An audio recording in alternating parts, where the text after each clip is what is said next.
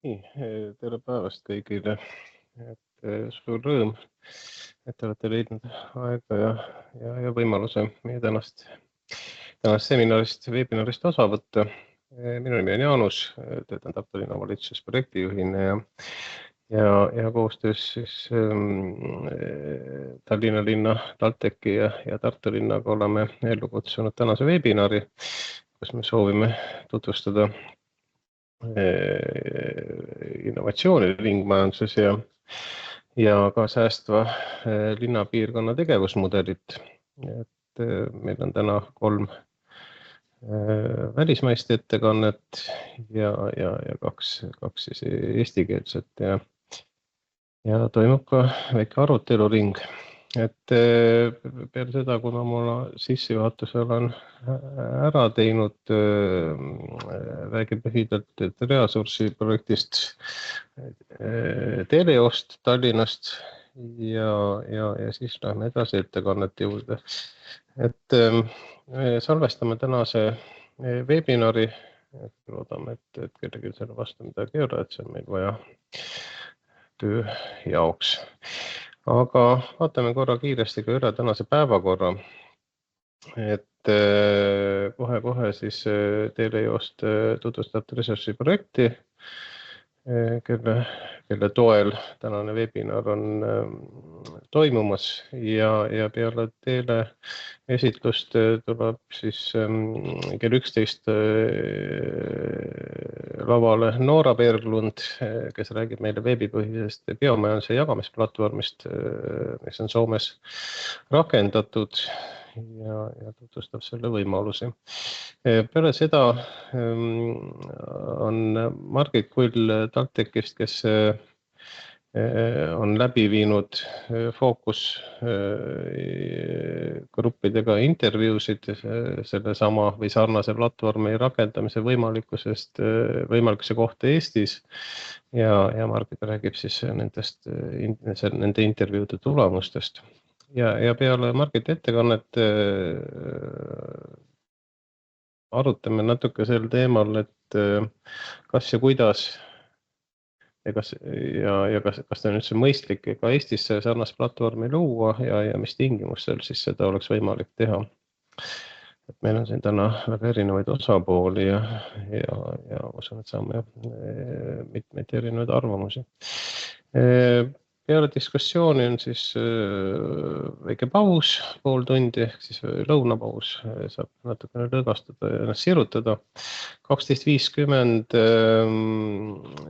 tuleb rääkima Magdalena Evertsen Fredrikstadist ja tema tutvustab meile jätkusuutliku linnalise piirkonna ringmajanduse mudelit, ehk siis inglise keeles Rural-Urban Symbiosis model.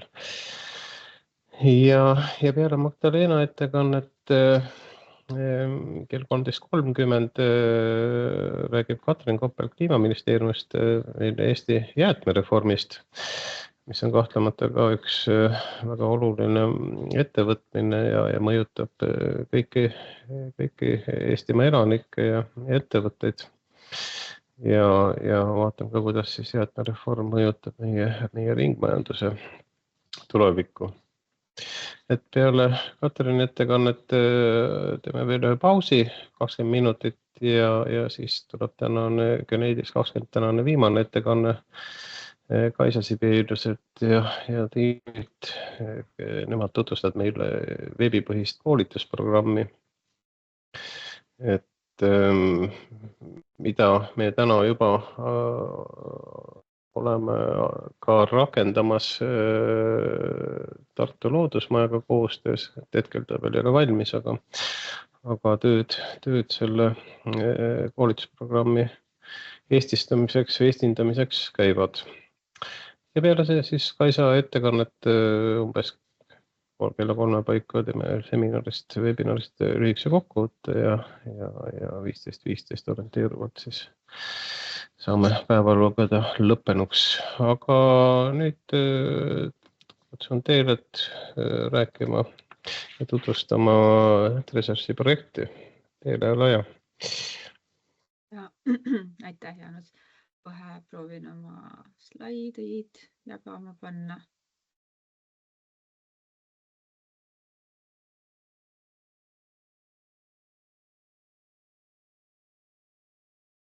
On mu slaide näha, jah? On näha ilusti. On näha, okei. Tere hommikust! Mina olen Teele Joost, töötan Tallinna strateegiakeskuses ringmajandusosakonnas. Ja täna annangi siis väikse põgusa ülevaate sellest üpris suurest Treasury projektist. Treasury projekt on Euroopa Liidu poolt rahastatud. Teatavasti on siis Euroopa Liit võtnud sihiks toetada rohemajandust ja ringmajandust. Treasury projekti rahastus tuleb Horizoni programmist. Treasury projekt on 4-aastane ja see toob kokku teadusasutused, ettevõtted ja poliitikakujundajad. Projektis on 16 projektipartnerit.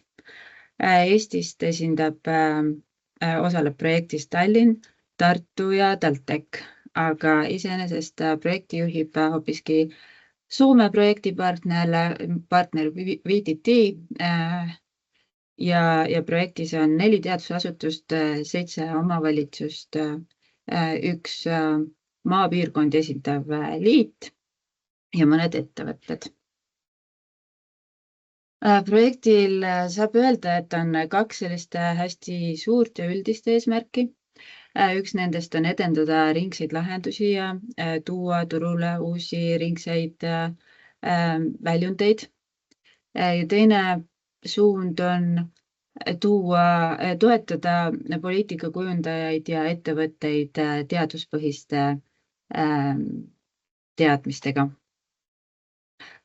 Projekti käigus me peame oluliseks tarbijate teadlikkuse tõstmist ringmajandusteemadest. Oluline on ka kogukondade kaasamine. Tegeleme üsna põhjalikult rohehangete valdkonnaga, sest et just rohehanked on ju need, mille läbi kohalikud omavalitsused saavad rohepoliitikat väga hästi ellu viia. Siis Treasury projekt ühendab või soodustab ka ettevõtete vahelist koostööd ja me rakendame ringmajanduse põhimõtteid mitmetel üritustel. Projektil on 3 sellist peamist valdkonda, mida me kõikides oma tegevustes käsitleme, kas kõiki korraga, kõiki 3 või siis ühte neist 3. Nendeks valdkondadeks on plastjäätmete parem taaskasutus, elektriautode vanad akud, mis enam elektriautodesse kasutamiseks ei kõlba, või siis biojäätmed ise või siis biopõhised kõrvalsaadused. Plastjäätmete teemal siis, millega projekt tegeleb, on leida plastjäätmetele uusi kasutusviise ja leida neid plastjäätmeid, mida hetkel väga palju ringlusse ei suunata. Üldiselt plasti ümbertöötlemisel ongi võimalik seda ümbertöötlemist korraldada mehaaniliselt ja keemiliselt. Nii Euroopas kui maailmas tervikuna peamiselt tegeletakse mehaanilise ümbertöötlemisega, aga see eeldab üsna puhtaid materjale, hästi liigiti sorteeritud materjale ja keemilist ümbertöötlemist tehakse maailmas küllaltki vähe. Treasury projekt keskendub väga palju ka põllumajandusplastile, mis võib-olla eeldab rohkem just seda keemilist ümbertöötlemist. Aga eks need lahendused siis projekti käigus võib-olla selguvad. Elektriautode akud on hästi põnev teema. Näiteks Norras on elektriautode müük ületanud praeguseks bensiiniautode müügi juba mõnda aega tagasi. Ja üleüldse nii maailmas kui Euroopas elektriautosid müüakse üha rohkem ja see tähendab seda, et turule on jõudmas ka suur hulk akusid, mis enam elektriautodesse kasutamiseks ei sobi. Elektriauto aku ei ole elektriautos kasutamiseks enam sobilik siis, kui ta on kaotanud vähemalt 20% oma esialgsest võimekusest energiat salvestada, mis tähendab, et tegelikult need akud on vägagi töövõimelised ja kasutuskõlblikud ka pärast elektriautos kasutamist. Tresoshi projekti raames siis püüame leida lahendusi, kuidas neid elektriautode akusid hiljem kasutada, et pikendada akude eluiga ja vähendada seda keskkonnakahju, mida tegelikult nende akude tootmisega tekitatakse. Mida kauem me neid kasutame ja ringluses hoiame, seda väiksem on kokkuvõttes see keskkonnakahju. Ja Tresoshi projektis on tehtud 3 demoprojekti. Need on siis väiksed energiasalvestid, mis paiknevad munitsipaalhoonete juures. 2 nendest asub Norras ja 1 Soomes. Nad salvestavad päikseenergiat ja siis püüavad vähendada selle hoone neid kõrgeid energiatarbimise piike ja muuta see energiatarbimine siis ühtlasemaks. Ja viimane suund on biojäätmed ja biopõhised kõrvalsaadused. Et Tresoshi projektis keskendutakse võib-olla rohkem põllumajanduslikele kõrvalsaadustele, mida on põhjalikult kaardistatud ja võrreldud neid kaardistusi erinevate regiooni piirkondade lõikes ja püütud siis leida lahendusi ka nende biojäätmete või kõrvalsaaduste väärindamisele, mida hetkel väga palju ei väärindata. Peamiselt on võimalik biojäätmeid väärindada biogaasi tootmise näol, millest siis edasi võib teha biometaani, võib teha väetiseid või kasutada neid kosmeetika, farmaatsia või keemiatööstuses. Tresoshi projekti sellised suuremad tulemused või kogemuslood on koondatud handbooki või replikatsiooni käsiraamatusse, kus on valdkondade kaupa need kogemuslood või siis uuringute tulemused kirjeldatud. Sealt handbookist võib lugemist leida nii kohaliku omavalitsuse esindaja, ettevõtted võivad sealt leida endale nii mõndagi kasulikku, kui võib-olla ka asjast huvitatud eraisik. See handbook on pidevalt uuenemisel ja sinna neid lugusid lisandub projekti lõpuni. Aga projekti tulemuste ja vaheetappidega saab ennast kursis hoida läbi infokirja või siis Twitteri, LinkedIni, Facebooki kaudu või siis Tresoshi veebilehe kaudu või jälgides sedasama replikatsiooni handbooki. Aga minu poolt praegu sellest projektist kõik. Minuga võib ühendust võtta, kui on projekti või koostöö kohta soove või küsimusi, aga soovin mõnusat seminari jätku. Suur tänu teile selle ülevaate eest ja tõepoolest tegemist on üsna laiaardelise projektiga ja väga suure partnerite hulgaga ja võib-olla üks väike küsimus sulle, ma vaatan, meil teistelt praegu veel küsimusi ei ole, et enne kui kiiresti edasi lähme, et mis on see valdkond, mis võib-olla Tallinna linnale siit kõige rohkem huvi pakub või kus te näete kõige rohkem potentsiaali endale? Ringmajanduse edendamisega tegeleb Tallinn hästi palju ja see on Tallinnal väga südames ja fookuses. Nii et eks me neid ringmajanduse tegevusi teeme nii palju kui võimalik igas valdkonnas, aga võib-olla kuna neid elektriautode akusid on hetkel veel Eestis vähe, siis selles valdkonnas oleme me sellises jälgija positsioonis ja vaatame, mida Norras ja Soomes tehakse ja siis kui on õige aeg, siis hakkame võib-olla seda ka Tallinnasse rakendama, aga vaatame hetkel, kuidas see ülepiloodiga läheb. Aga nii plasti kui biojäätmete ringluse teemaga tegeleme me pidevalt ja otsime uusi lahendusi. Ja see on oluline. Ja, et noh, ta ilmselt ei ole ainult isegi mitte Tallinnale oluline, vaid tervele Eestile, et ütleme, see plastide ja biojäätmete teema on järjest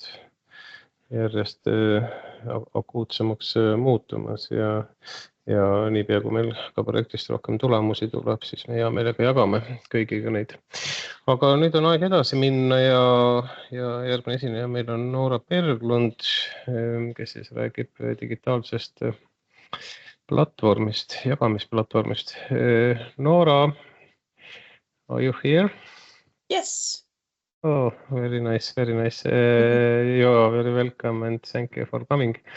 And now it's your turn. We are ready to hear about your experience on digital marketplace. And please go ahead. Yes, thank you, Janus, and thank you, Taylor, for giving the introduction to our project. My name is Noora Berglund, and I come from MTK from Finland. And I will present to you today the marketplace that we are working on in the project, tell you a little bit background about that and what we have done so far. So happy to be here today. As I mentioned, my name is Noora, and I've been working in the project for a bit over 2 years now. And I'm situated here in Helsinki, Finland. I will first just briefly describe what MTK is, what we're doing, and then go into the marketplace. Oh no, I'm losing some of my slides. Yes, so just for you to understand what MTK or how MTK is related to the topic, I thought I'd give a brief description what we are and what we're doing. So we're a Finnish association of farmers, forest owners, and rural entrepreneurs. And our aim is to both improve the economic and social well-being of our members, and also to promote the sustainable use of rural resources, which is exactly what we are focusing on in the Treasures project.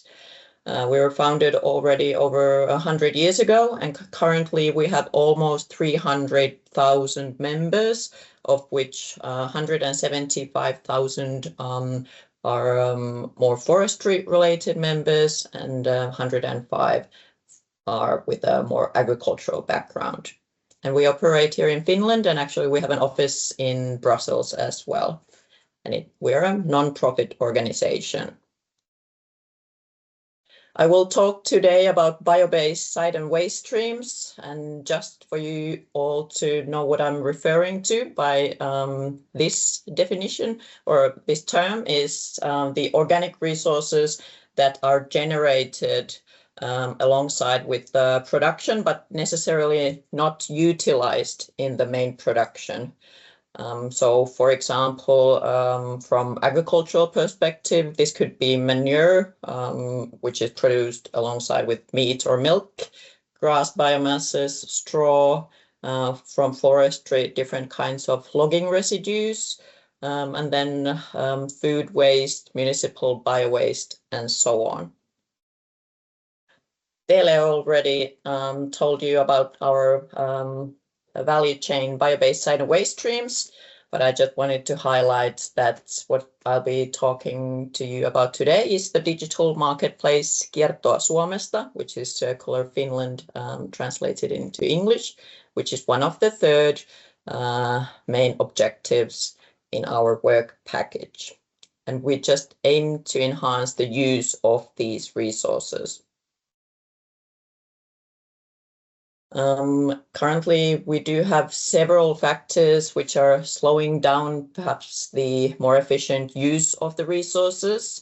And I would say that the first one is the challenge regarding profitability, which relates to the low market value of these side streams. And I wrote for the time being because I highly believe that in the future, value of these resources will increase.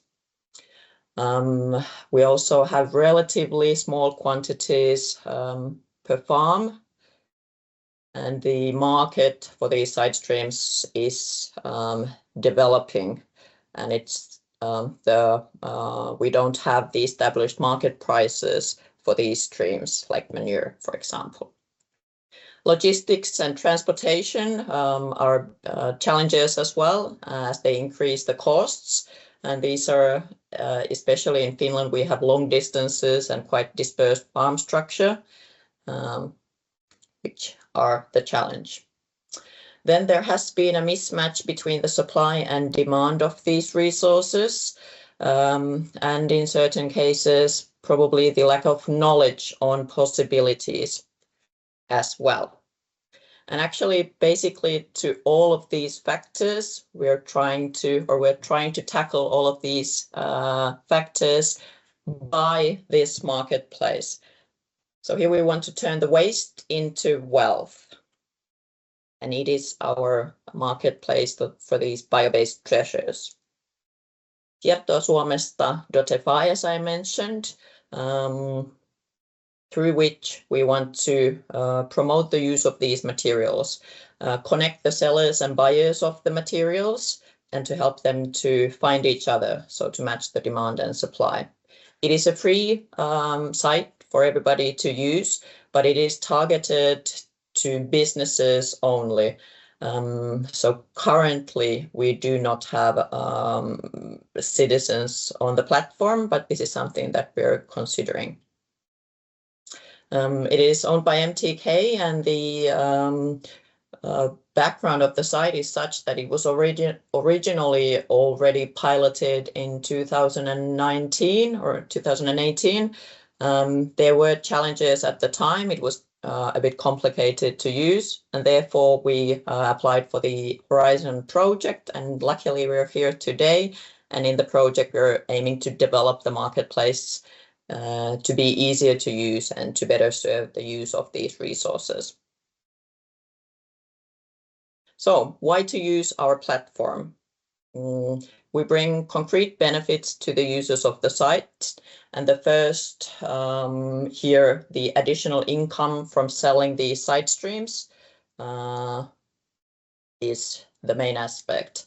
It's also an easy way to get rid of waste, and through the platform there can be savings on those recycling costs, and through that to get some cleaning benefits, as we say. And then, of course, to improve sustainability, promote circular economy, and reduce the environmental impact of the business. To increase and enable new business opportunities, to get new customers, partners, and networks, and to increase collaboration, which, in my opinion, is a big aspect here.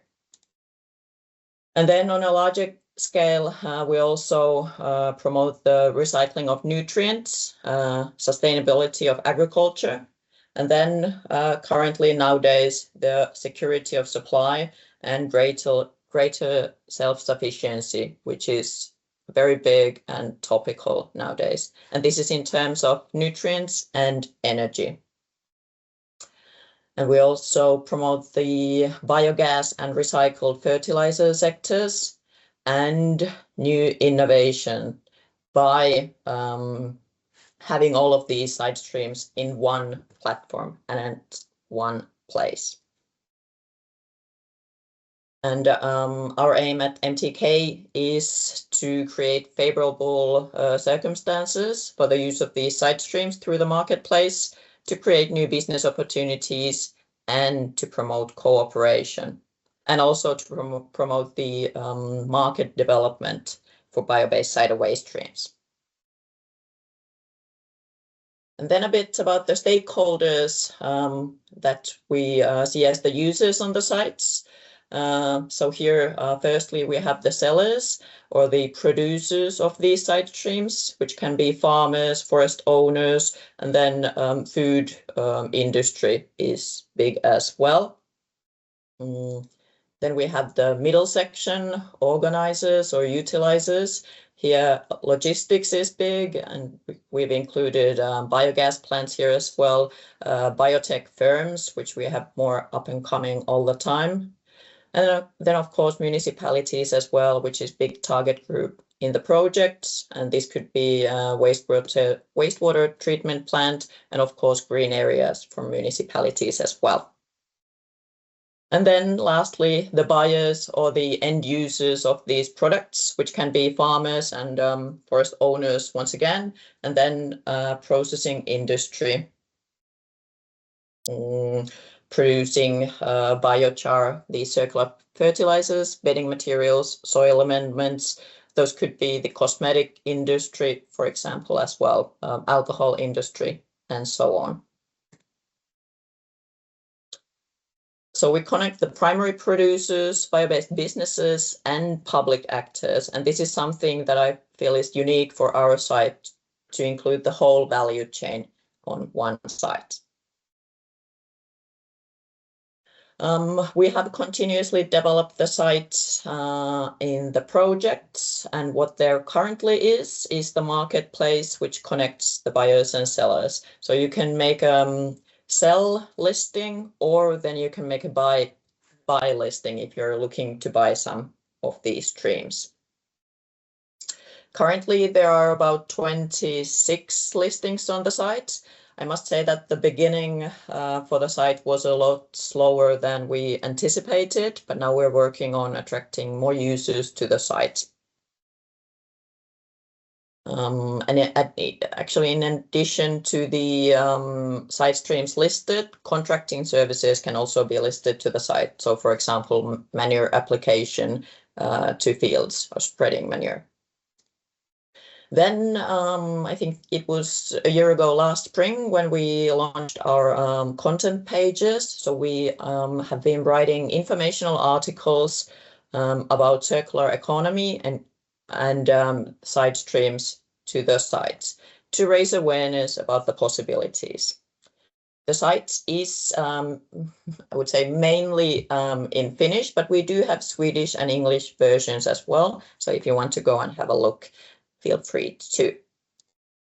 And then we haven't published this logistics service yet, but it is very much something that we're aiming to develop in order to get it published.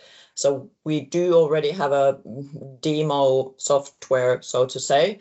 We worked in collaboration with IT student group from the University of Helsinki, and they produced the first version of this logistics service, which would enable the logistical operators also come to the sites. It would enable the buyers of the materials to look for the transportation, look for a specific logistical entrepreneurs from the sites. And this application would calculate the distance between the buyer and the seller of the streams, and also to do initial calculation of the prices for the transportation and to calculate the CO2 emissions. So this is something that we will be working this year to get it launched to the site. I mentioned that it does take quite a bit to reach the users. So active communication is really important to promote the site.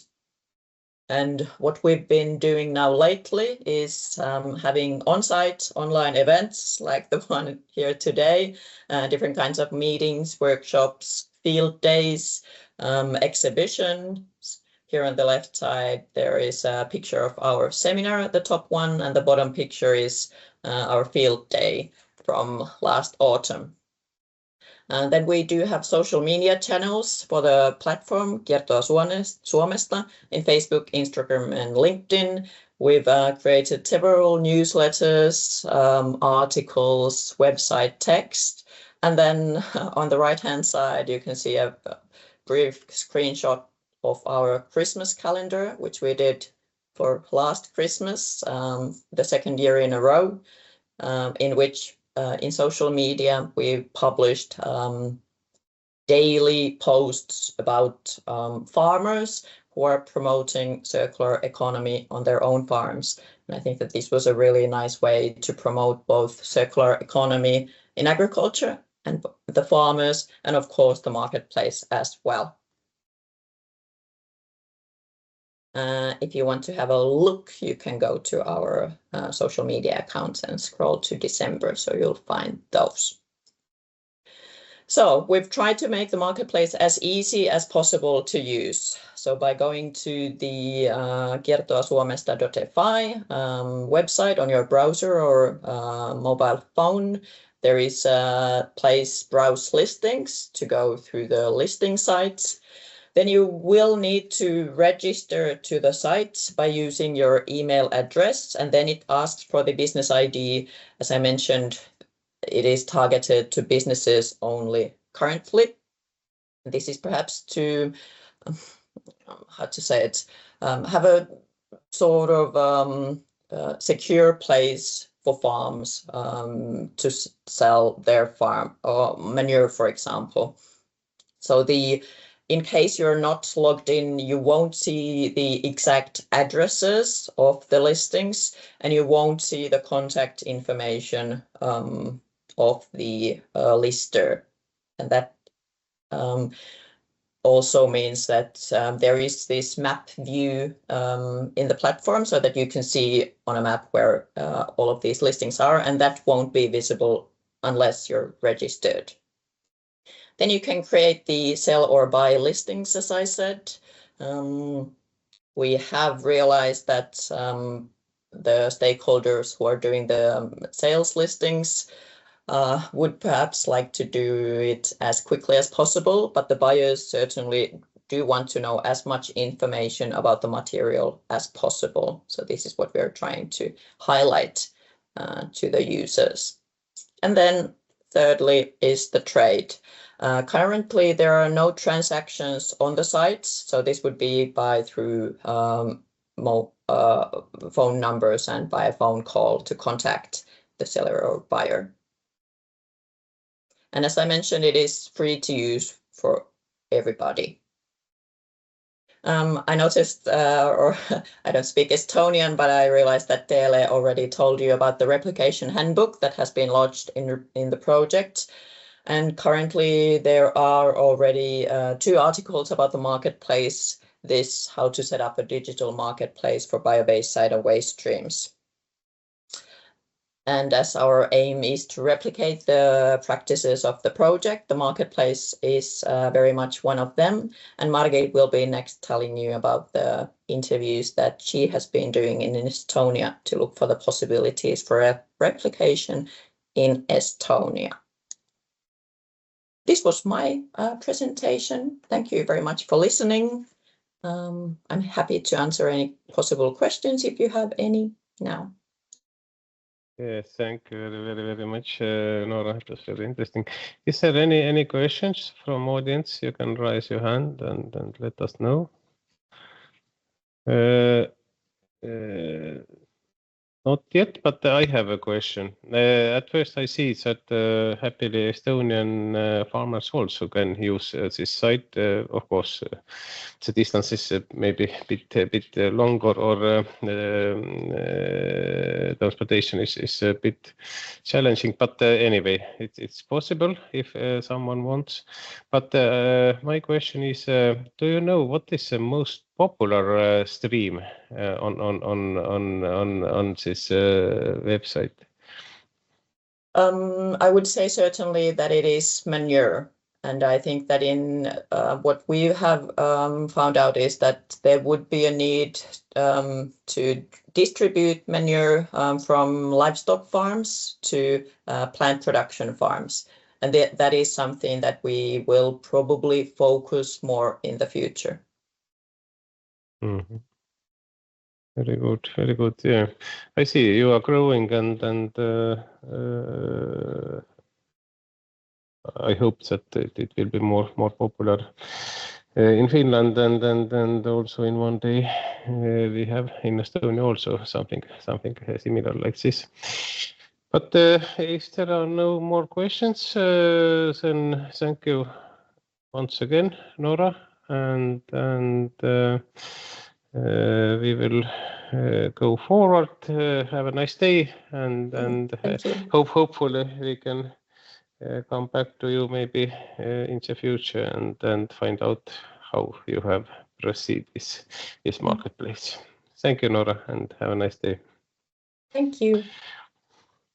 Ja head webinaril osalejad, nüüd on aeg sealmaal, et me lähme edasi järgmise päevakorrapunkti juurde. Meil on Margit Kull, kes on teinud hulga intervjuusid sarnase platvormi võimaliku kasutuselevõtu kohta Eestis ja Margit nüüd tutvustab oma küsitluste tulemusi ja peale siis Margiti ettekannet on meil ka natuke aega, et arutleda selle teema üle, et kas ja mis tingimustel Eestis võiks selline platvorm olemas olla. Aga Margit, ole hea, kuulame sind hea meelega. Tere, ma loodan, et te näete slaide. Näeme, paistab. Ja kuulete ka mind vist ilusti praegu. Olen siis Margit Kull, ametikohaks saab vist päris pikalt juba öelda, sest see nimekiri on pikk ja lohisev, aga olen siis doktorant nooremteadur TalTechi ärikorralduse instituudis. Ja minu põhitegevus valdkond on siis uurida tööstussümbioosi, mis tegelikult kattub ka siis selle projektiga mõneti, et selliste platvormide kasutamine on ka sümbiootiliste parkide puhul vägagi levinud praktika või vähemasti sinna poole rohkem ja rohkem suundatakse. Ja siin projektis oli minu ülesandeks siis viia läbi siis see uuring, mis siis teeks nii-öelda kindlaks või aitaks meil aru saada, kas ja millistel tingimustel oleks siis taoline platvorm, nagu Noora just meile tutvustas, kohaldatav ka Eesti keskkonnas ja me võtsime selle Eesti keskkonna päris peensusteni lahti, kuna me loome sellise baasi siis ja teadmiste baasi ja lähtekohad, millega minna küsima ka samasugust kohaldamise võimalust nii Lätis kui Leedus kui Poolas ja Põhja-Saksamaal. Ja vaatan, nii, ja nüüd oleks edasi järgmine slaid. Ehitasime selle üle väärtuspakkumise kontseptsioonile. See kontseptsioon seisneb selles, et kus pannakse kõrvuti pakkuja siis nii-öelda tunnused, millist teenust ta pakub, millist kasu ta soovib luua, millised probleeme ta soovib lahendada. Ja siis sellel pakkujal on ka omad visioonid, millised võiksid olla sihtturuvajadused ja millised võiks olla kliendi probleemid ja ka kliendi nõudmised. Ja meie ülesanne on siis ühelt poolt uurida, kuidas on meie Soome partnerid seda platvormi üles ehitanud, mis on nende visioonid ja teiselt poolt siis uurida meie nii-öelda sihtturu erinevaid osapooli, kes võiksid sellest platvormist kasu saada. Nendeks võiksid olla siis meie vaatest näiteks erialaliidud, aga ka võib-olla väiksemad ettevõtted, siis juba suuremad väärindajad ja kindlasti ka avalik sektor. Ja nüüd nende sihtturu osapooltega intervjuude kaudu me proovisime tuvastada, mis on siis need tööd, mida on veel arendajal vaja teha selleks, et tema platvorm oleks kohaldatav Eestis. Ja me viisime siis ka läbi mitu intervjuud.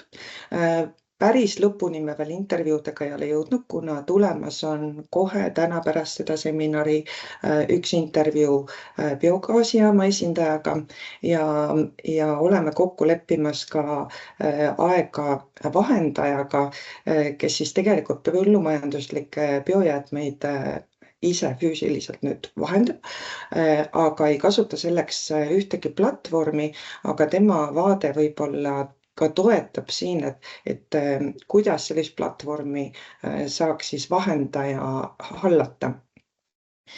Ja selleks, et me saaksime võimalikult mitmekesise ülevaate, et need kõik need tööd, mis on vaja teha või jobs to be done, oleksid väga selgelt ja mitmekesiselt siis esindatud. Siis intervjuude käigus me käsitlesime selliseid teemasid nagu jääkide taaskasutus, regulatsioonid ja seadusandlus, uued ärimudelid ja ootused digituru-platvormile, samuti ka tarneahela ülest koostööd, teadvustamist ja huvigruppide surve ning valmisolekut ja siis lõpuks küsisime ka osapoolte tulevikuvaadet taoliste platvormide ja osas sektori põhiselt. Siis nüüd, mis me tuvastasime sihtturu vajaduste osas, et kui me rääkisime erialaliitudega ja ka võib-olla nende nii-öelda arvamus võiks kuvada ka natukene väiksemaid ettevõtjaid, kes ei puutu kokku võib-olla suurte kõrvalvoogudega mahulises mõttes, et siis arendaja vaatest võiks see platvorm pakkuda nendele võimalusi efektiivsemaks ja odavamaks väärindamiseks. Samal ajal siiski ütlevad liidud,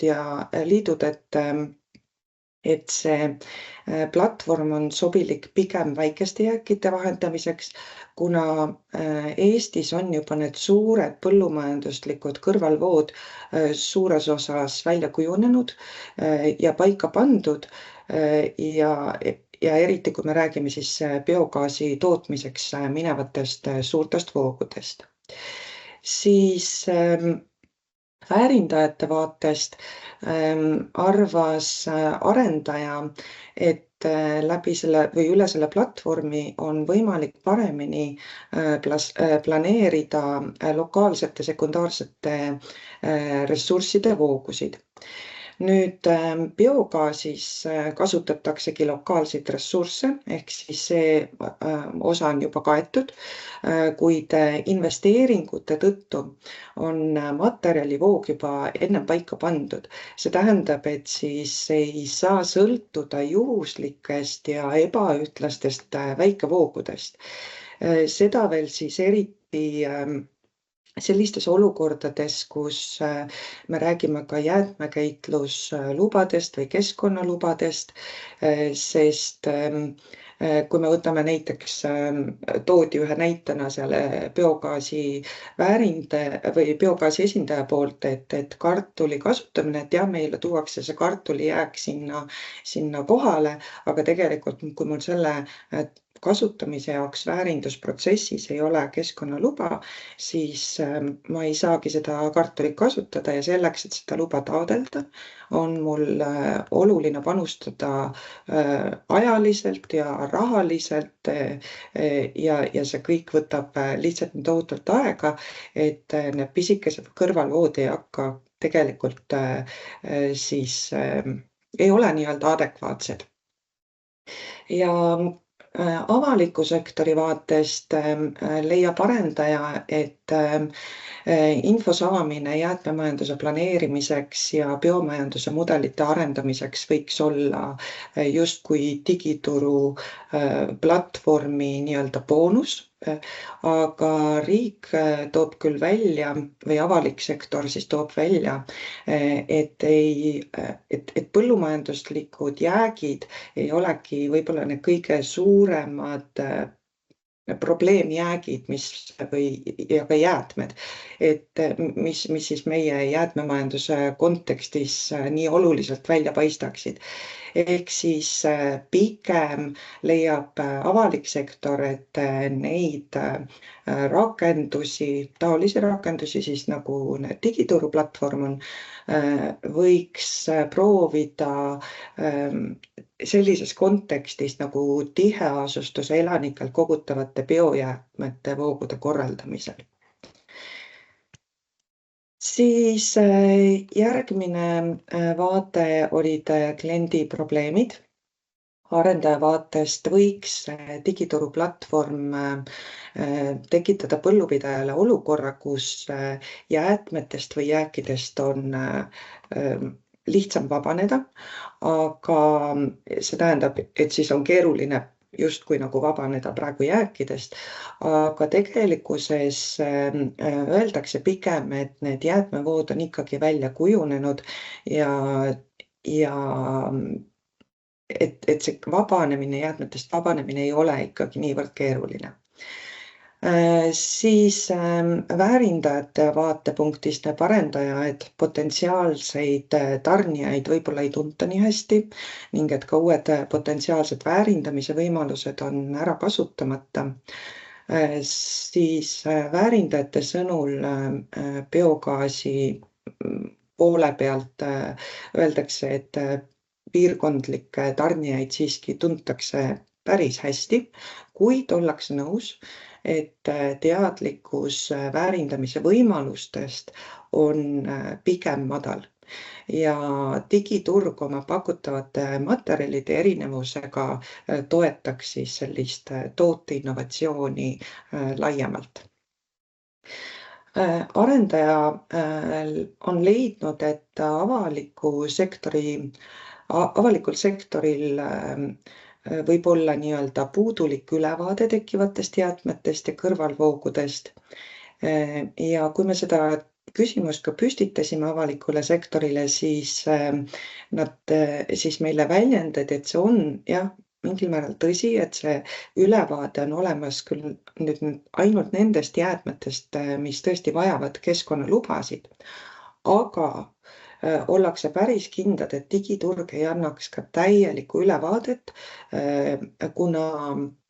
kuna sellel osalemine ei ole kohustuslik ja kui palju sinna ka päriselt kõiki jääke üles pannakse, on teadmata ja siis praegu on käimas ministeeriumi poolt ka kõrvalvoogude hindamiseks metoodika väljatöötamise uuring, mis siis tegelikult peaks andma sellise täiusliku ülevaate kõrvalvoogude liikumisest.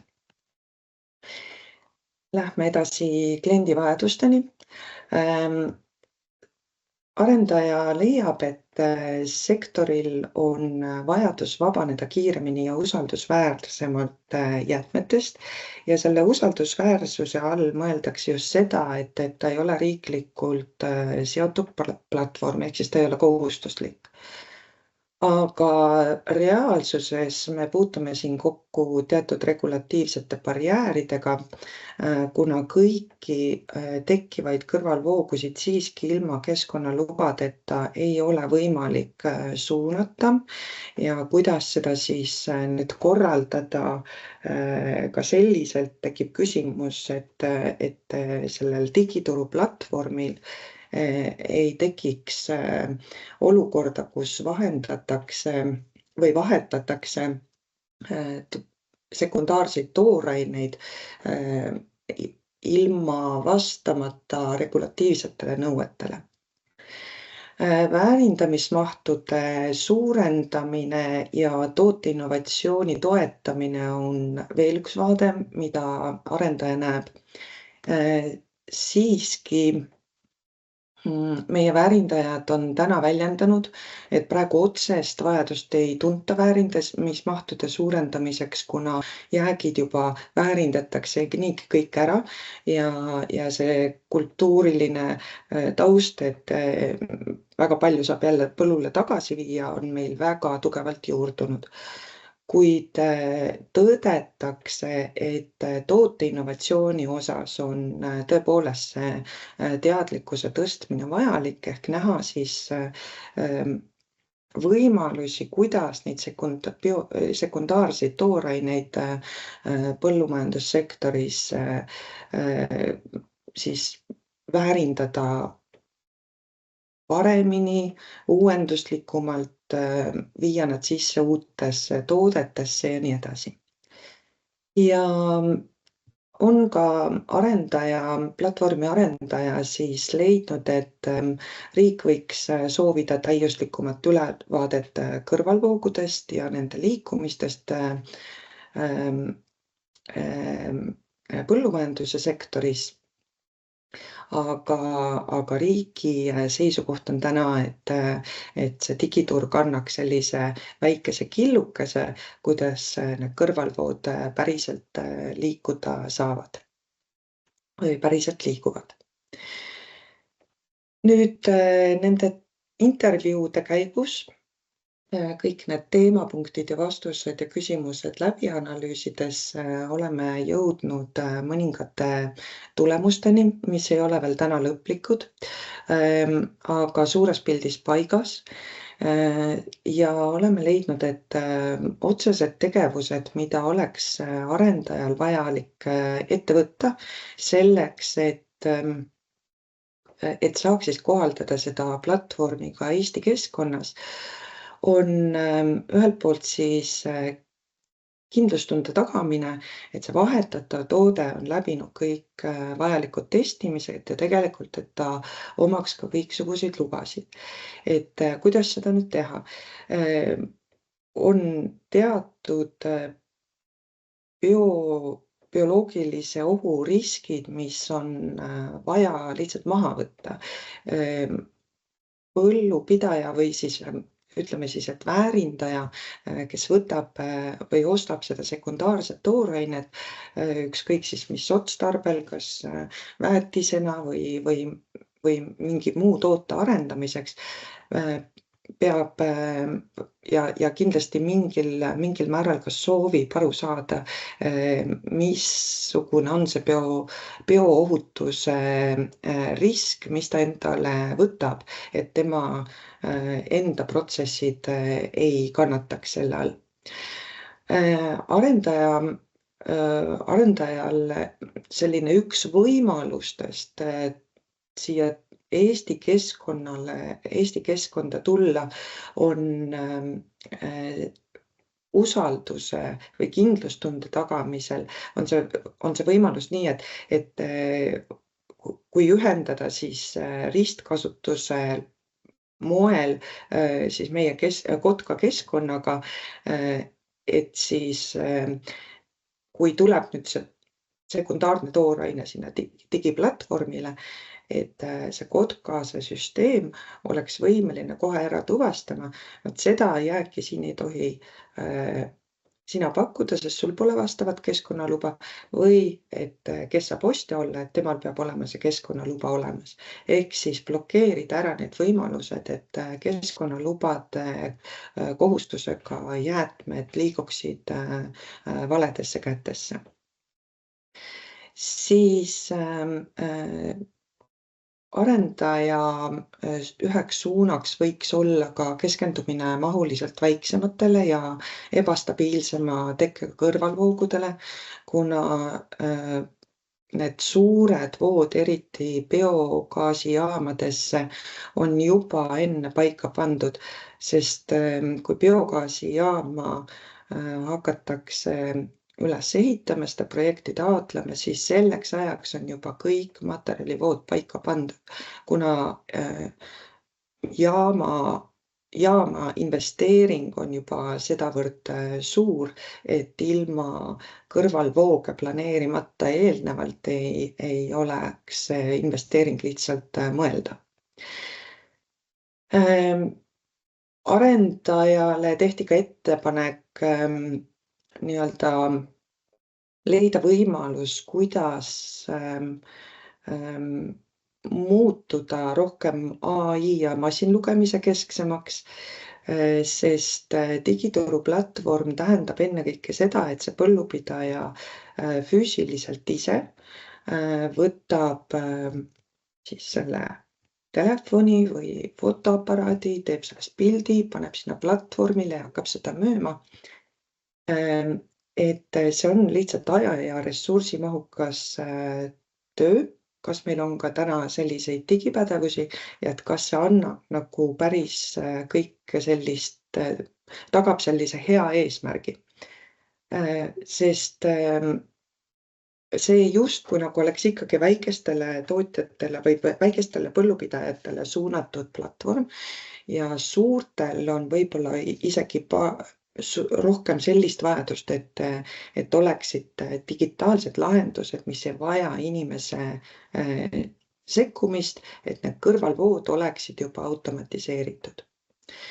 Ja siis tehti ka ettepanek mitte keskenduda ainult põllumajandusele oma platvormiga või põllumajandussektorile, vaid vaadata ka sektorit väljapoole, näiteks siis lisada aiandussektor, kes sooviks ka kasutada põllumajanduslikke jääke väetisena, eriti arvestades, et missugune seis on meil täna turba kontekstis, ehk siis seda turbatootmist tahetakse vähendada ja hea alternatiiv oleks suunata põllumajanduslikke jääke aiandussektorile. Nüüd siiski kõik nii-öelda tööd, mis on vaja teha, ei ole ainult arendajal, vaid on ka riigil ja võib-olla isegi laiemalt kui riigil. Kui me räägime jääkidest, jäätmetest ja kõrvalsaadustest, siis täna tõdetakse ka avaliku sektori tasandil, et need mõisted on vaja lahti defineerida. Esiteks on nad ebaselged. Mis ajast on tegemist jäägiga, mis ajast on tegemist jäätmega, millal me ütleme, et tegemist on kõrvalsaadusega. See, mis on põllupidajale jääk, on tegelikult näiteks biogaasijaamale kõrvalsaadus, mida ta saaks kasutada ja temal ka tekivad kõrvalsaadused digestaadina, mida ta saaks müüa, aga tegelikult see digestaat on juba jääde. Nii et mismoodi täpselt me defineerime neid, aga aru on saada ka sellest, et väga keeruline on selliseid mõisteid siis nii-öelda redefineerida, sest need tulevad juba liiduülestest direktiividest. Ka jäätmekoodide muutmise vajadus, täpselt samamoodi liiduüleselt on üks asi, mis on vajalik ümber mõtestada. Seesama digestaadi näide, et kas ta siis on kõrvalsaadus või ta on tegelikult väetis põllule. Et kuidas seda on mõistlik siis nüüd sõnastada ja kodeerida. Ja riigi poolt on ka vajalik võib-olla leida võimalusi, kuidas lihtsustada jäätmelubade taotlemist. Siin toodi välja just see biogaasijaama esindaja poolt kartuli näide, et väga keeruline on nii-öelda võtta kasutusse seda kartulikoormat, mis on jäägina toodud, kui selleks ei ole vastavat luba ja selle loa taotlemine tahab raha saada, erinevate lubade taotlemine võib kesta kuni aasta, ehk siis biogaasijaama esindajal on väga oluline, et ta saaks seda jääki võimalikult ruttu kohe ära kasutada. Või ka näiteks siit haarata kaasa ka toiduainetööstus, kus pole ülejääk jogurtit järsku praagina tekib, sellest on vaja toiduainetööstusel vabaneda, aga kui biogaasijaamal ei ole seda keskkonnaluba, et jogurtit kohe tunni-kahe jooksul nii-öelda töösse võtta, siis seda kasutada ei saagi. Ja mis on riigi selline üks väga jälle hea ja uuenduslik vaade on see, et selliseid platvorme võib-olla saaks rakendada läbi tööstussümbioosi ja üleüldse see ideaalmaailm võiks olla selline, kus tööstussümbioos kui tööstuste omavaheline jagamissüsteem oleks siis praktiseeritud selliselt, et biogaasijaam on seal lähetuses olemas. Ehk siis, et need sekundaarsete ressursside vahetamise nii-öelda geograafiline kaugus oleks võimalikult lokaalne, et see tagaks ka sellise keskkonnatasu ja ka majandusliku kasu. Ja lihtsalt vaadates siit oma eriala pealt edasi, siis tõepoolest tööstussümbioosi parkides ka taolisi andmebaase kasutatakse, kuigi seal on ka omad sellised väikesed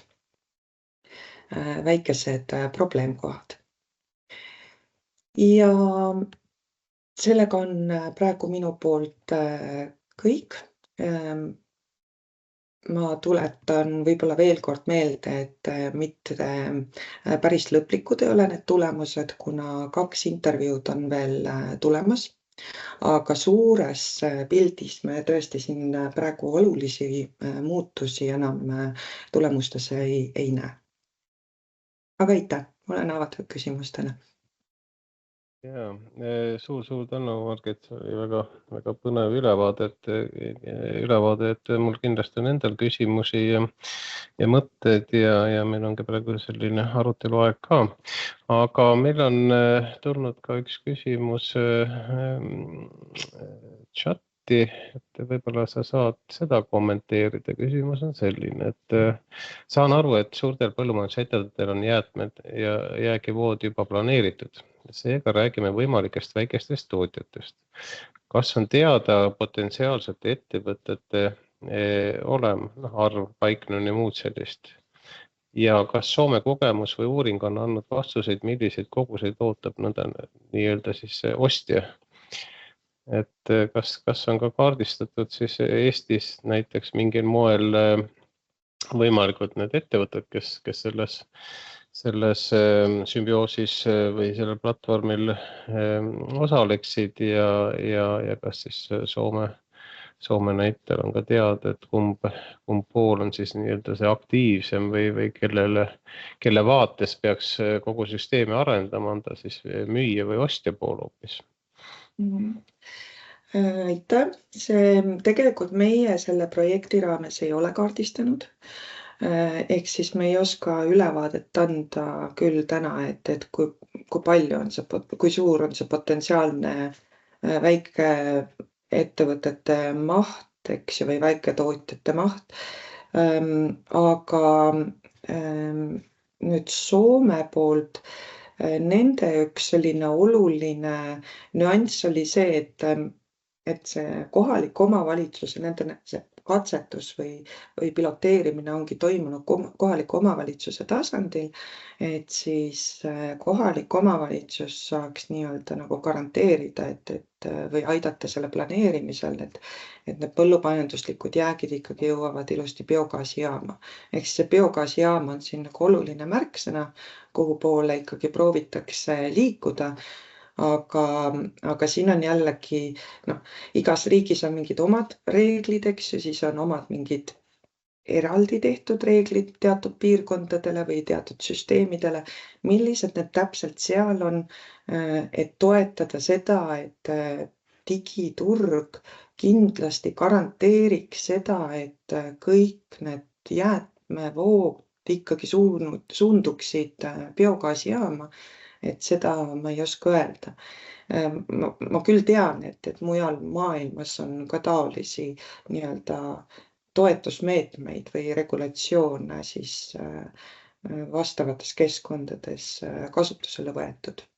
Aga jah, kohalik omavalitsus, et oleks ka nii-öelda kaasa haaratud, et ka nende selline biomajandusmudel oleks välja arendatud ja see on nii-öelda digiplatvorm on üks osa sellest.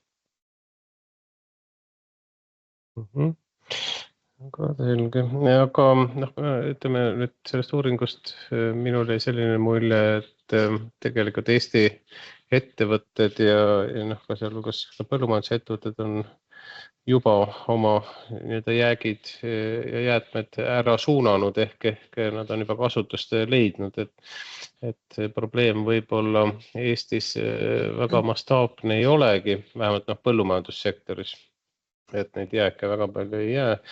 Ja pigem on siin nagu küsimus võib-olla ütleme väiketootjates ja kodumajapidamistes, aga sel puhul me ilmsesti põkkume kohe seadusandlike barjääride vastu, et kuidas siis nii-öelda litsenseerida või seadustada siis neid jääkide vooge, et täna muidugi on Eestis nüüd käimas jäätmereform ja me hiljem kuulame ka Katrin Koppeli käest selle kohta rohkem infot ja ma usun, et ka see jäätmereformi raames üht koma teist saab selgemaks ja paremini reguleeritud.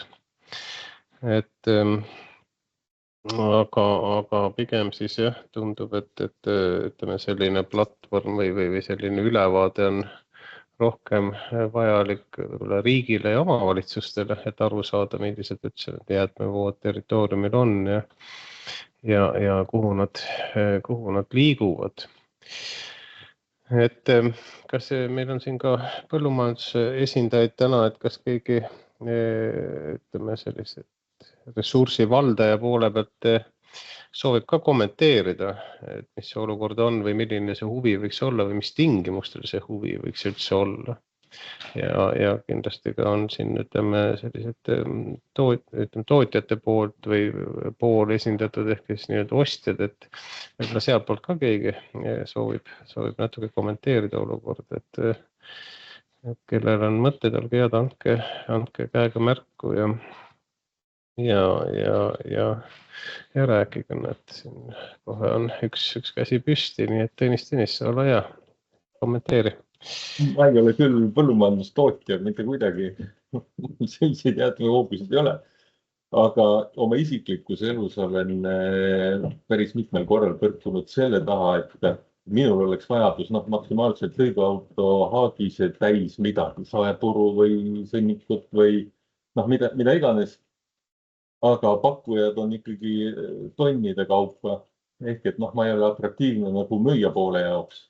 Ja teine teema on see, et ka seda olen isiklikus elus kogenud, kus vana õunaaia hooldamisel tekkis tohutu hulk oksi, aga see oli minu jaoks tohutu, aga mitte nagu ostja poole jaoks.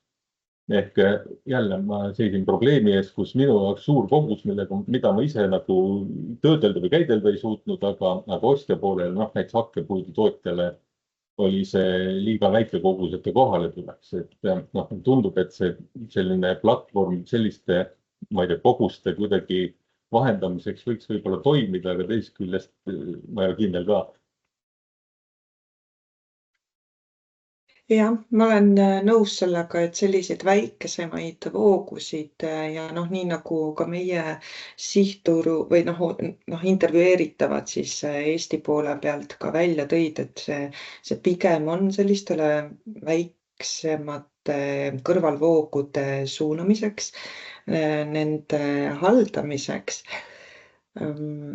Aga seal tekib jälle omaette küsimus, et mis ka toodi välja, et kes seda platvormi haldab, mis on selle platvormi halduskulu, kas seda arendatakse üldse edasi, kas selleks edasiarenduseks on nii-öelda ressurssi ja kuidas ka siis nagu hoida neid kliente nagu enda juures, et tegelikult meil on ju analoogne platvorm materjalivoog.ee Eestis olemas, aga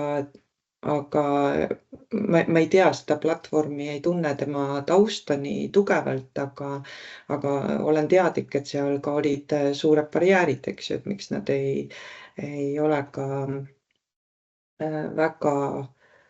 väga võib-olla tugevalt saanud endale niisugust hoogu sisse.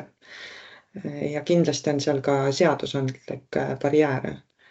Aga jah, muidugi platvorm väikestele voogudele oleks ideaalne lahendus. Ja see idee on ju päeva lõpus see, et transpordikulud võiks olla ka jaotatud 2 peale. Et ei pea ainult ostja või müüa seda siis katma. Jah, praegu tundub, et sellest on nagu väga keeruline teha ärijuhtu. Et peab olema kindlasti väga tugev omanik, kellel on suur motivatsioon taolist platvormi ülal hoida ja võib-olla ka ilmselt ka finantseerida.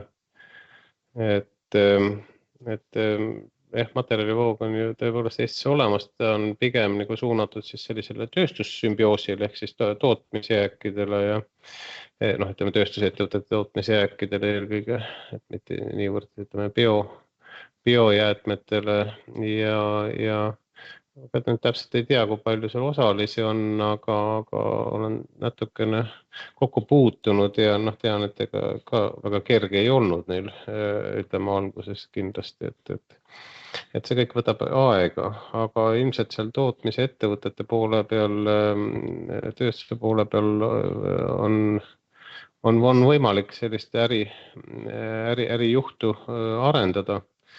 Aga kui me lähme nüüd selliste väiketootjate ja eraisikute tasemele, siis ta vähemalt esialgu on kindlasti väga, väga keeruline. Aga need teemad, mis siin Tõnis just hiljuti välja tõi, et ma arvan, et nad on suht aktuaalsed peaaegu kõigile, ütleme, et vähemalt nendele inimestele, kellel on siis oma majapidamine või oma suvekodu või mida iganes, et kuskil on majapidamine, kus paratamatult tekib ühtepidi mingit sorti jääke ja teistpidi mingit sorti vajadusi.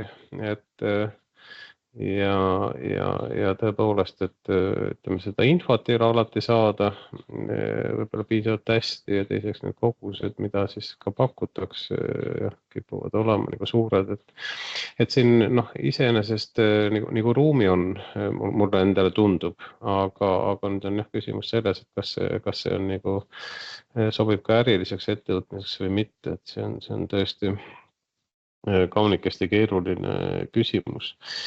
Et siin sellest uuringu tulemuste tutvustamisest jooksis ka läbi üks selline minu arust nagu huvitav mõte, et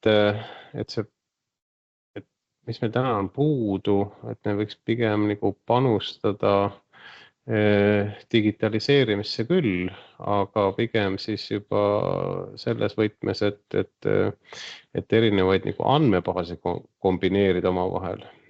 Et seal nagu nähakse puudust või ütleme nõrkust, et meil on täna olemas päris hulga andmeid ja andmebaase, aga me võib-olla isegi päris kindlasti alati ei kasuta neid mõistlikult ja sihipäraselt ja me võiks nendele toetudes arendada välja väga asjalikke ja vajalikke teenuseid nii eraisikutele kui ka ettevõtetele. Et seal on omajagu potentsiaali ja selles mõttes ma arvan, et siin on riigi väravasse küll üks pall, kus oleks arenguruumi, et ettevõtete ja eraisikute elu lihtsamaks teha ja teistpidi tegelikult ka ju riik saaks ja omavalitsused saaks palju parem ülevaate võib-olla või kuidagi kontsentreeritud ülevaate erinevatest jäätmevoogudest ja toimingutest, et siin on nagu kaunikesti palju potentsiaali.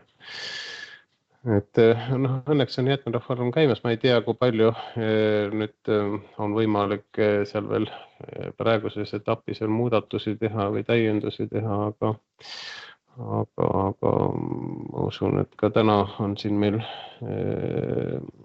kliimaministeeriumi esindajad ja loodame, et nii mõnedki mõtted jõuavad sinna töölauale ja hakkavad idanema või realiseeruma lausa. Et me pärast kindlasti Katrin Koppeli käest ka mõne küsimuse küsime selle teemaga seonduvalt. Aga ma sain aru, et ütleme, need vastused olid teatud mõttes nagu natuke ebaolevad, mis sealt uuringust välja tulid, nii siis ressursi valdajate kui ka võimalike ostjate poolt, aga kuidas sulle, Margit, nagu tundub, et kui realistlik oleks sellise platvormi loomine Eestis nüüd ütleme selle uuringu baasil ja selle suhtluse baasil, mis sa läbi viisid? Jah, mul on ma pean siiski nende intervjueeritavatega ikkagi päris paljudes punktides nõustuma, et meil on punkt number 1 küsimus, kes seda üles ehitab, kuidas ta haldab seda, mis vahenditest, kuidas see ärimudelina üles tõstetakse ja millist kasvutegurit ta toob. Ehk siis see pigem on nagu küsimus, kas keegi üldse võtab initsiatiivi ja sellega pihta hakkab. Riiklikust vaatest võib-olla see ei ole niivõrd oluline platvorm. Pigem riik ei tegeleks sellega ise. Ja sel põhjusel, et hinnata neid kõrvalvoogusid, nad ju ka viivad praegu läbi siis seda kõrvalvoogude hindamise metoodika uuringut. Ja sealt tulevad kindlasti mõtted, mida võiks korra kõrvutada pärast sealsete tulemuste teada saamist siis korra selle projekti tulemustega või selle uuringu osa tulemustega. Aga mis mulle nagu tundub, et kus teda on võimalik rakendada, et nii nagu ministeeriumi tasandilt öeldi, et jah, see tööstussümbioosi või tööstuspargi loomine biogaasijaama ümber, eks ju. Et see on selline võimalus, et kui viia see platvorm sellistesse keskustesse, et need tööstused omavahel koguvad ja jagavad andmeid, sest selline andmete jagamine on päris tihti ka asi, mida ei taheta väga teha, eriti kui need puudutavad mingeid jääke või jäätmeid. Et pigem nagu ei soovita seda infot jagada, et siis kui on usalduslikud suhted tööstuspargis ja siis seal on juba kindlasti olemas see motivatsioon, et me tahame saada üksteise kohta rohkem andmeid, olgu ta siis sõnnik või jääkenergia, vahet ei ole, aga et need andmed liiguvad. Ja sellistes kokkulepitud mahtudes, nagu siis on vajadus selle tööstuspargi põhiselt. Et see on nagu minu meelest üks nendest kohtadest, kus ta võib-olla eriti hästi rakenduks. Kui ma vaatan nagu lihtsalt organiseerida üle-eestiliselt kõikide põllupidajate jääkide kaardistamist ja hallata neid ja suunata, siis sellel peaks juba olema minu meelest ka selline kasutegur, et jah, valdav osa põllupidajatest osaleb sellel platvormil, kuvab õigesti oma jäägid ja siis see, kellel on mingisugune toote innovatsiooni mõte, et saaks ka sellel platvormilt nii-öelda füüsilise, geograafilise kaardipildi, kus kohas midagi tekib, kas mul, kui tihti, millise kvaliteediga, millises mahus ja kas ma saan seda kasutada oma mingisuguse uue toote tootmiseks. Et see on nagu niisugune olenemata millistest jääkidest või kõrvalvoogudest me räägime, see peaks olema nagu selle platvormi selline suur eelis, kust ma saan seda kätte võimalikult lähedalt.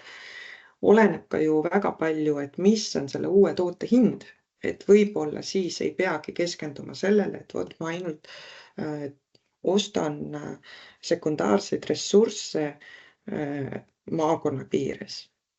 Et see on juba, kui me räägime näiteks puidutööstuse jääkidest, siis sealseid jääke on võimalik 1000-kordselt ära väärindada hinnas. Et seesama olukord, olenevalt siis millist uut toodet arendatakse, võib tekkida ka tegelikult põllumajanduses. Aga seda kindlasti oskavad täpsemad spetsialistid, eksperdid juba selle valdkonna pealt öelda. Kindlasti jah. Et siin jutust mitte korda käis läbi ka see regulatsiooni teema, et jäätmevaldkond on hästi reguleeritud ja võib-olla ka natuke võiks öelda, et paindumatu. Et kas sa oskad kommenteerida seda, kas Soomes on kuidagi nagu lihtsam? Pealtnäha nagu tundub, et ma vabandan, ma ise ei ole väga hästi Soome seadusandlusega kursis, aga kas seda teadmist ka nagu on, et kas see on nagu Eestile omapärane või on see ikkagi igal pool enam-vähem nii nagu meil? No kui ma küsisin, mina ka vabandan, ma ka ei tunne Soome seadusandlust sellisel tasemel, et ma oskaksin selle niimoodi vastata, aga küll, kui ma küsisin siis erinevate osapoolte käest, et mis on nende visioon, et kui me läheme nende tulemustega või sellise digiplatvormi ideed testima nüüd Läti, Leetu, Poola, Põhja-Saksamaale, et milliseid tulemusi me tegelikult sealt võiksime oodata, siis see suur sõnum on ikkagi see, et neid riike, mida me täna vaatleme või selle projekti raames, need riigid kõik kuuluvad Euroopa Liitu ja meid ühendavad direktiivid, mis määravad ära kõiksugused definitsioonid, kuidas me midagi käsitleme, kuidas me kasutame, mismoodi me saame neid jäätmemajanduses siis liigutada, mis on jäätmekoodid ja nii edasi, et selles vaates ma usun, et on soomlastel seesama seis küll, aga on Soomes arendatud, me väga hästi ei tea seda süsteemi, nende kohta on natuke keeruline olnud informatsiooni saada, on ka materjali tori.fi vist, mis peaks olema üks selline riiklik või vähemasti poolriiklik selline platvorm, kuhu tööstused saavad panna üles oma tekkivad jäägid müügiks. Need jäägid peavad siis, kui nad on selle platvormiga liikunud, peavad nad olema seal 2 nädalat üleval ja siis kui keegi ei ole selle aja jooksul ära ostnud, siis saab suunata nii-öelda ladestamisele või siis soojaenergiasse, või nii-öelda jäätme hierarhia madalama positsiooni tegevusele.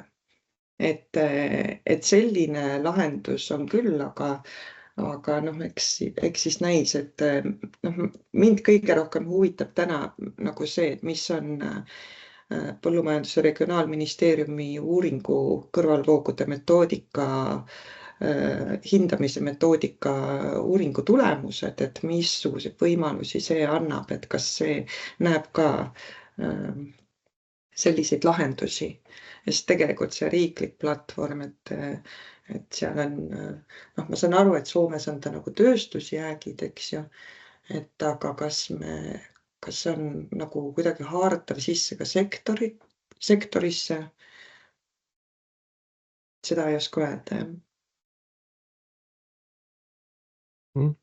Jah, et olles ka natukene tuttav, ütleme Soome ringmajanduse ja jäätmemajanduse mudelitega, siis tõepoolest nendel on selles mõttes nagu ütleme olukord võib-olla natuke lihtsam, et ta on ju valdavalt piirkonnapõhine ja regioonipõhine ja üsna palju on ka ütleme riigi poolt hallatavat osa, et ilmselt neil sellist sümbioosi tekitada on lihtsalt selles mõttes natuke nagu lihtsam. Kui meil teadupärast nüüd meie Eesti jäätmereform liigub ka sinnapoole, et hakkame muutuma pigem nagu piirkondlikumaks ja regionaalsemaks, siis iseenesest on ilmselt väga tänuväärne pikemas perspektiivis ja aitab nii ressursse säästa kui ka selliseid sümbioose mudeleid ellu kutsuda ja tekitada, et selles mõttes ma usun, et arengud on positiivsed. Katrin Koppel kindlasti ka pärast poole peale pausi räägib täpsemalt, mis meid siis ees on ootamas, aga täna jah, ütleme see Eesti jäätmemajandus või ütleme siuke jääkide majandus on natuke võib-olla liiga killustunud. Et aga loodetavasti on tulemas häid ja positiivseid arenguid. Nii, kas soovib keegi kommenteerida neid teemasid, mis meil siin hetkel käsil olid? Et andke käega märku või pange küsimus chati. Et kas ma nii palju veel küsin, et Margiti käest, et kui nüüd viimased intervjuud saavad ka ära tehtud, kas selle kohta tekib ka mingit sorti selline aruanne või mingi materjal, mida te saate jagada ja mida me saaks ka jagada võib-olla erinevatele osapooltele? Ja me projekti aruannet tegelikult koostame ja nii-öelda esmased tulemused on ka juba kirja pandud, intervjuu tulemused, aga jah, selline järelduste pool nüüd ootab veel seda kahte intervjuud ja ma tõesti väga panustan selle nii-öelda vahendaja vaatele, kes täna päriselt siis põllupidajatega igapäevaselt suhtleb ja sellega oma ettevõtlust nii-öelda toidabki, et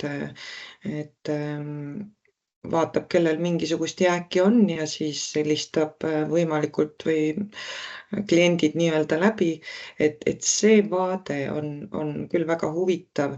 Me põgusalt oleme sellest mõned minutid varasemalt rääkinud ja ma saan aru, et selline platvormi vajadus mingil määral on, aga seal tekkis ka üldse selline platvorm kui oksjonikeskkond, selline mudel. Et siis nii-öelda platvormi haldus siis nii-öelda oleks siis tema või nagu vahendaja nii-öelda võimaluseks ja rahateenijad, et kes seal siis nii-öelda oksjonitel osalevad ja üldse see platvormiga on liitunud.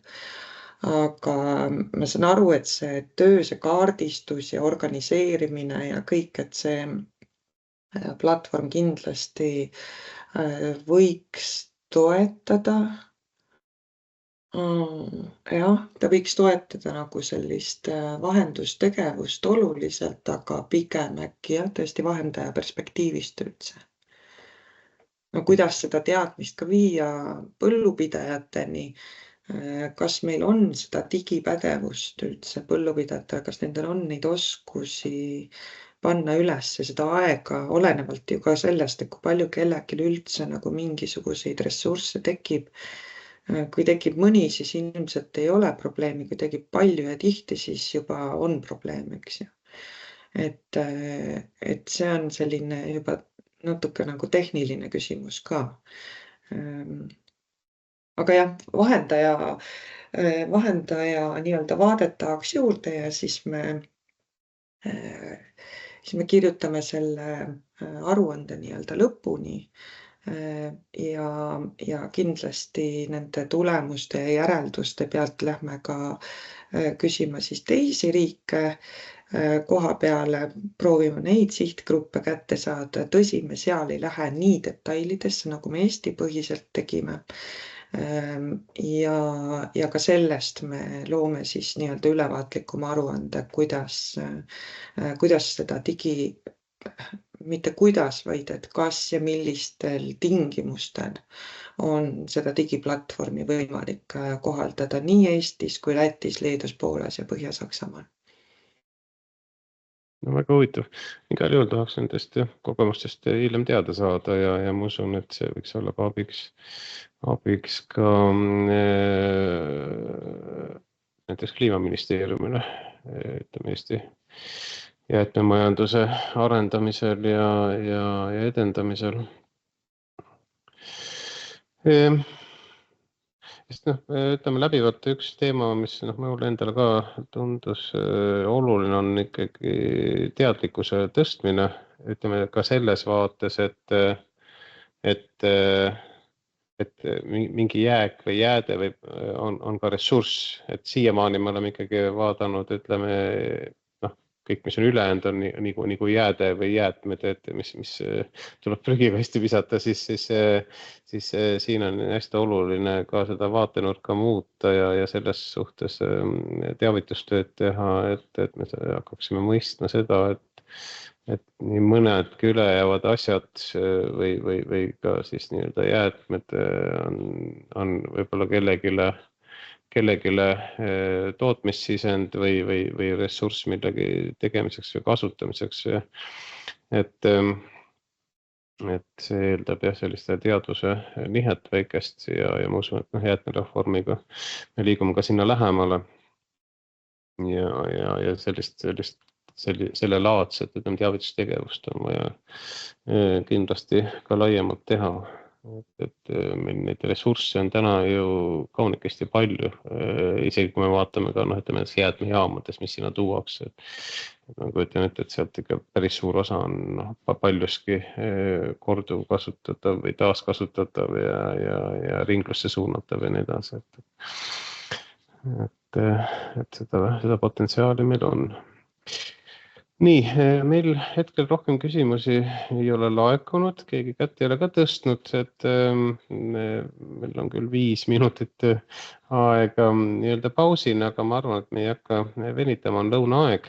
Et kõigepealt suur tänu, Margit, selle tutvustuse, selle esitluse eest, selle arutelu eest ja soovin siiralt edu nendes tegemistes ja tahaks siis kindlasti ka kuulda perspektiivis.